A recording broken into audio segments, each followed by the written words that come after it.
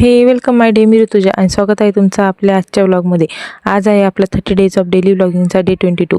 आणि मग आज सकाळी मस्त मी नाश्ता करून घेतला आणि आज होती आमच्या गावातल्या रामकृष्ण हरिनाम सप्ताहाची सांगता आणि त्यासाठीच आम्ही लगबगीने गावात निघालेलो होतो. आज गावामध्ये एक वेगळीच चहलपहल होती.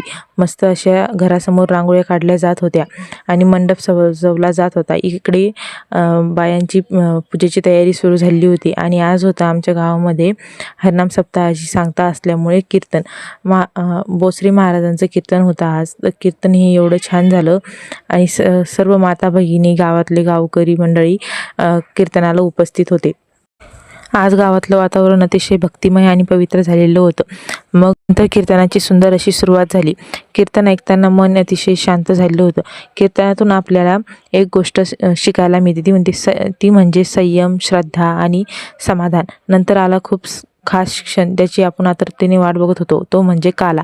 नंतर मग अशी महाराजांच्या हस्ते काला झाला. काला म्हणजे फक्त प्रसाद नाही, तर ती एकजुटी आलेल्या गावाची एक श्रद्धा असते आणि इथे कोणीही लहान मोठं असं नसतं, सर्व समान असतात.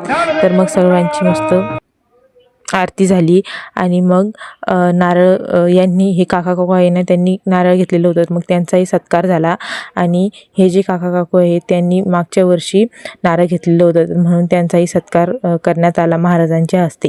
आणि मग इकडे काला कालून घेतला जात होता, कारण तो महाप्रसादाच्या वेळी वाटायचा होता. आणि मग मस्त सर्वांनी महाप्रसादाचा असा लाभ घेतला.